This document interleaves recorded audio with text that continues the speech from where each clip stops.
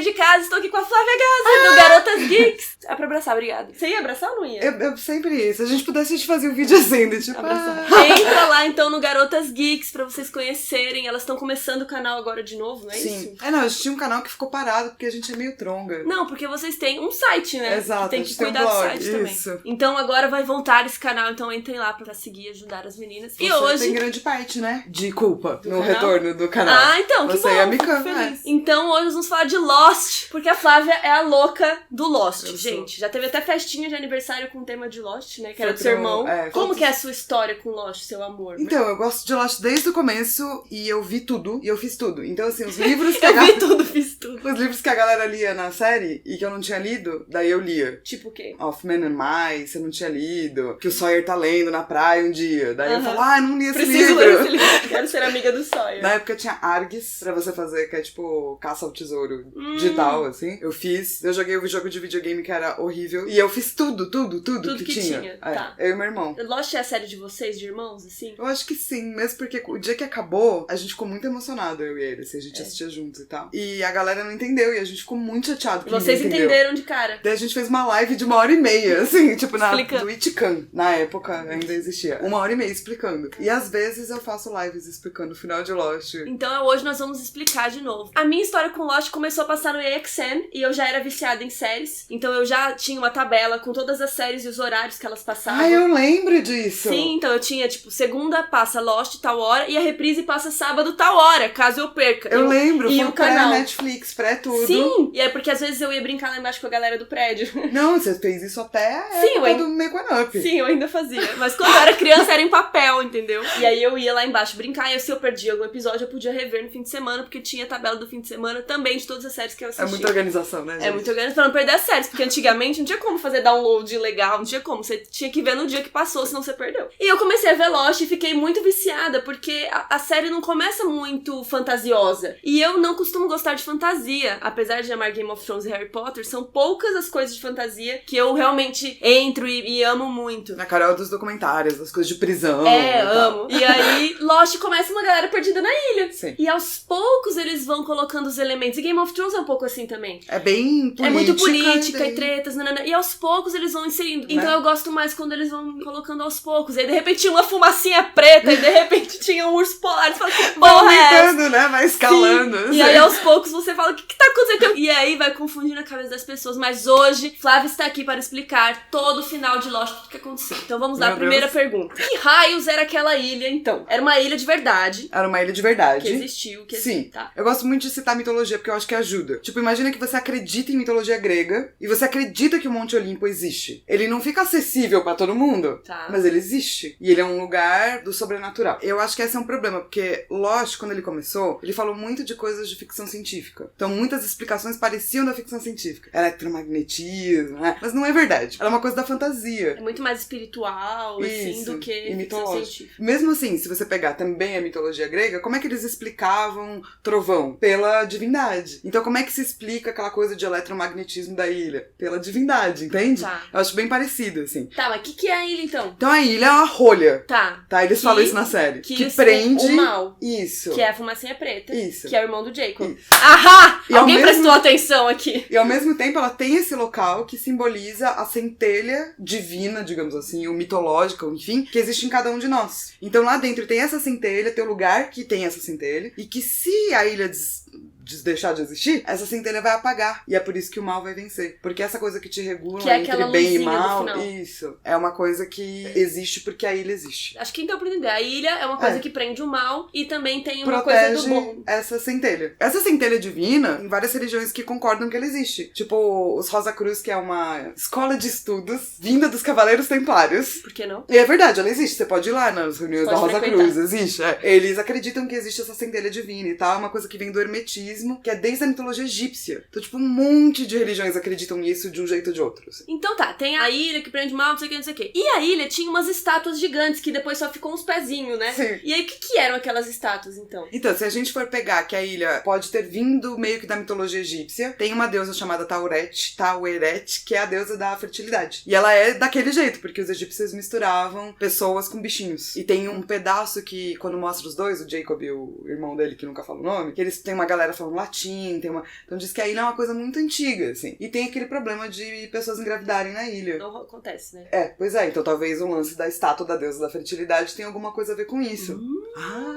E talvez os antigos já estavam sofrendo com isso, daí criaram essa estátua meio que... Pra ver se alguém paria ali na ilha. Olha só! Nunca tinha pensado nisso. Você ficou feliz quando o episódio que aparece ela inteira? Fiquei muito feliz. Porque eu não entendi nada, mas eu achei muito legal. Não, e é egípcio. Eu fiz tipo, é egípcio de verdade. Cara, é tipo uma teoria, assim, dos fãs há muito tempo. Acho que porque o Jacob acabou pegando residência lá, então ficou uma coisa do Jacob. Mas tem hieroglifos, tem essas estátuas, tem um monte de ruínas na ilha. Lá dentro da casinha do Jacob, né, tem umas coisas desenhadas. Mesmo quando você pega os túneis, ou a casa lá do Ben, que ele falava, aqui eu posso chamar o monstro. Lá também tinha os hieroglifos e tal. Mas uma coisa que é legal é que no pé da estátua, quando a Ilana pergunta pro Richard... Que tem o lápis que é escrito no pé da estátua. E ele responde aquele que vai salvar a todos nós. Que já é uma referência ao Jacob. Então eu acho que isso meio que talvez tenha vindo depois, ou enfim. Aí o Jacob foi recrutando as pessoas que ele queria que fosse pra ilha. Isso aconteceu. Isso aconteceu. Por quê? Eu acho que o Jacob, nesse ponto, ele é meio bobo, assim, entendeu? Não, mas ele é meio bobo que nem, tipo, os deuses antigos. Deuses egípcios, deuses gregos, eles não são certos. Eles não fazem as coisas certas. Eles são umas pessoas falhas. Eles têm ideias e vai lá e faz. Isso. E eles não necessariamente ajudam a humanidade. Então acho que o Jacob está tentando ajudar a humanidade. Ele sabe que o irmão dele, uma hora, vai conseguir uma maneira de matar ele e escapar da ilha. Mas a ilha não pode ruir, ele não pode escapar. Então ele fala, cara, eu vou começar a trazer umas pessoas aqui. Primeiro pra provar meu irmão errado, porque eles têm essa rixinha de irmão bobo. E depois porque caso ele consiga matar, alguém tem que ficar cuidando dessa ilha. Substituir. Então é como se fossem os heróis gregos que conseguem atingir o Olimpo. E então daí ganham status. Ele chama de candidatos, né? Que ele são acha pessoas que... parecidas com ele. E eu lembro que no final ele fala que ele trouxe as pessoas que ele achava que não estavam mais felizes na Terra normal.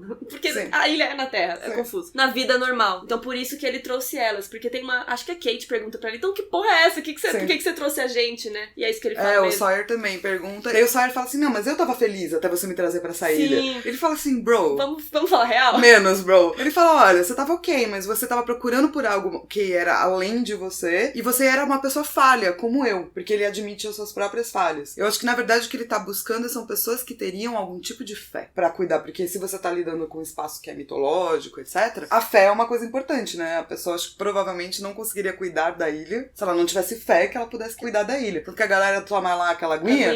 Aquela aguinha da garrafinha da Oceanic, começa sendo vinho, e daí a moça fala uns bagulho, o Jacob também fala uns bagulho, no final é só aguinha, o cara nem fala nada, né? Só fala Thor, Hurley e tal, isso aqui. E eu acho que é porque ele tem fé, e isso é mais importante. E o que eram aqueles diabos daqueles numerinhos? 18, 14, 36, não mentira, inventei. 4, 8, 15, 16, 23, 42. Bom, 42 é a resposta, né, do universo.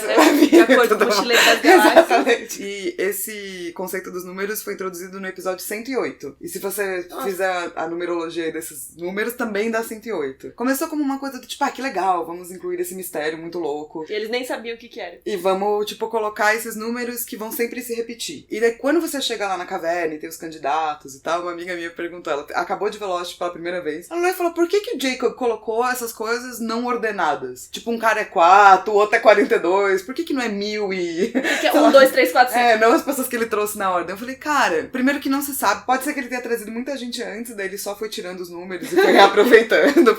Não sei, não tem explicação. O lance os números acabam sendo cada um deles pra ter uma explicação meio que lógica no cada final, pessoa. Assim. Mas ela não é uma explicação de ficção científica. Ela é uma explicação de fantasia. E Lost é uma série de fantasia, ela não é uma série de ficção científica. Então se você olhar com o olhar da ficção científica, você não vai gostar, você vai se frustrar. Você não vai entender nada. Porque não tem explicação pra tudo. Sim. Apesar de ter dentro do mitos da própria série, não tem uma explicação científica pra tudo, sabe? Então por que o número tava, por exemplo, escrito naquele... Na escotilha. Escotilha. Por que tava os números lá? Então, porque são os candidatos, né? Só que eles entrariam em contato com aquela escotilha. Mas isso não tem uma explicação. Isso é um mistério, assim, que não foi resolvido nesse caso. Tá, mas o final que todo mundo quer saber. Eles estavam mortos o tempo todo, então? Não. Eles estavam mortos na 6ª temporada, então? Não.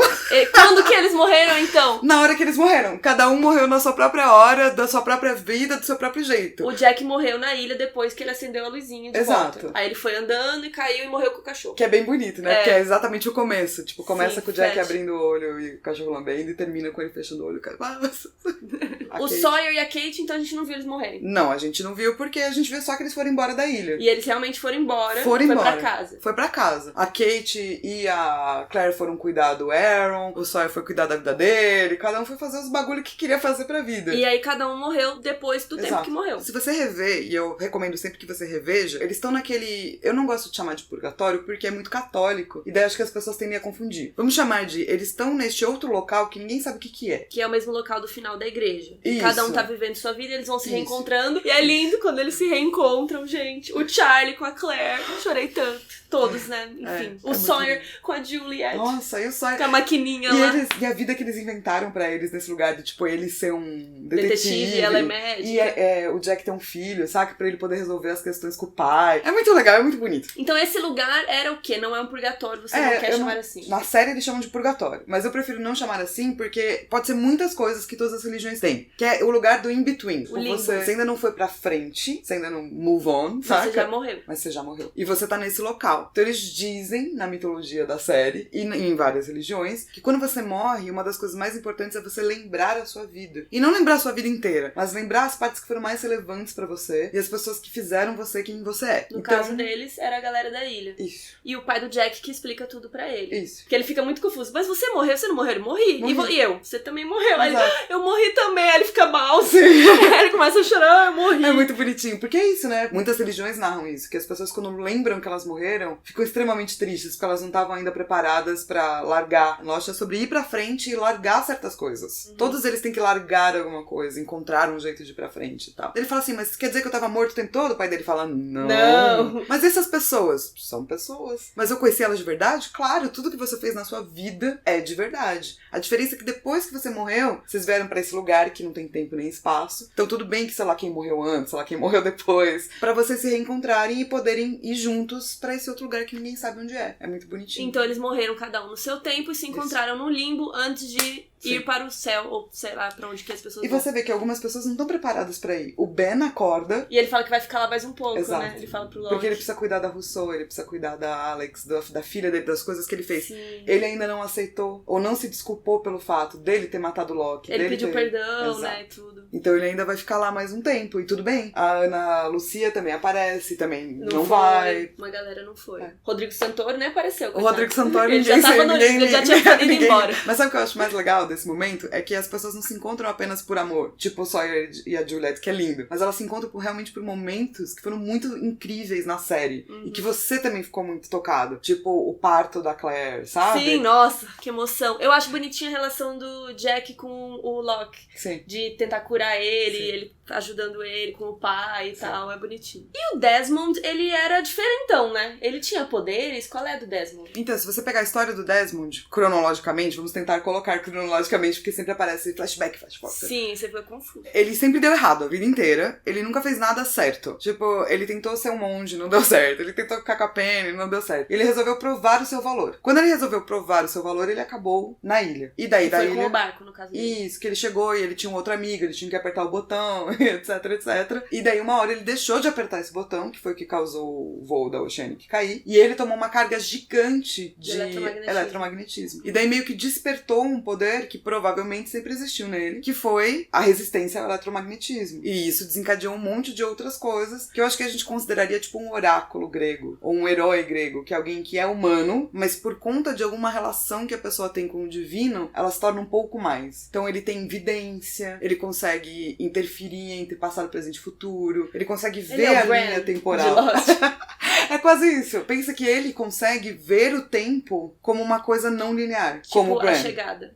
Isso. Também. Mas ao mesmo tempo ele influencia muito mais o mundo do que o Bran, por exemplo. E quando eles chegam naquele lugar que é o lugar que ninguém sabe onde é, que é o limbo, blá blá blá, ele é o primeiro que percebe. E aí ele vai resgatando as pessoas. Exatamente. Porque ele percebe que ele quer ir embora. Porque o Desmond sempre foi muito esclarecido nesse ponto. Ele quer ficar com a Penny, ele quer provar seu valor. Ele não quer ficar milhões de horas fazendo, entende? Ele sabe o que é importante pra vida dele. Então eu acho que é por isso também que ele é um dos primeiros a despertar. Vamos vazar, galera!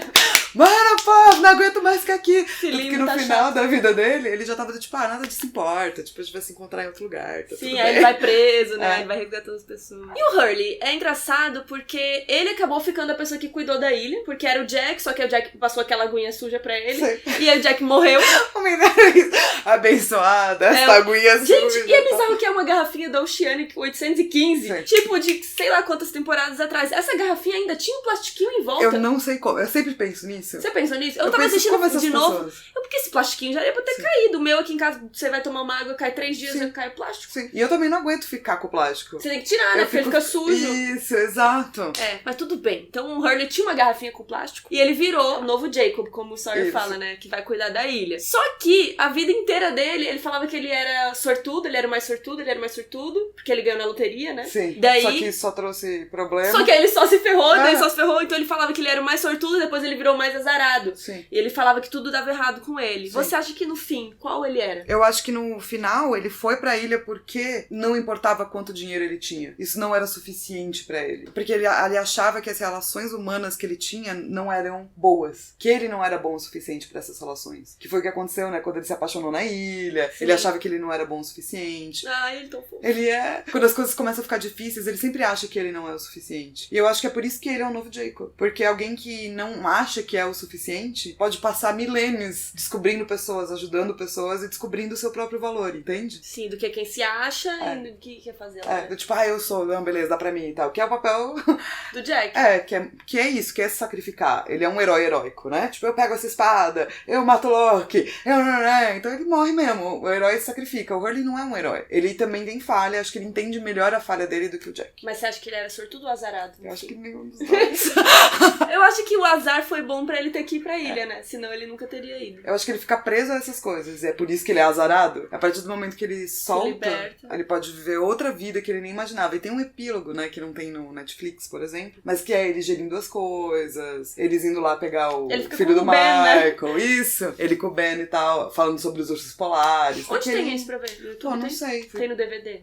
No DVD. E voltando ao fim da série, depois dos créditos tem uma imagem do avião. Sim. Quando ele caiu. E ficam umas imagens assim passando, um avião, né? E aí algumas pessoas que se confundiram. Quer dizer que quando o avião caiu eles morreram? Então teve gente que ficou confusa nesse sentido. Mas, na verdade, as imagens eram porque tinha que encher linguiça. Mas daí é diretor... O diretor depois ele do errou, tempo, né? Ele falou, putz, eu errei com isso aí. Porque ele falou, só preciso pôr umas imagens pra ficar passando os créditos. Mas ele pôs as imagens do avião e aí todo mundo ficou, uou, então eles morreram no avião? Exato. E na verdade não, ele só precisava encher o tempo até o intervalo. Aí ele falou, põe as imagens do avião, era mó bonito, a gente gravou no Cusô. Colocou.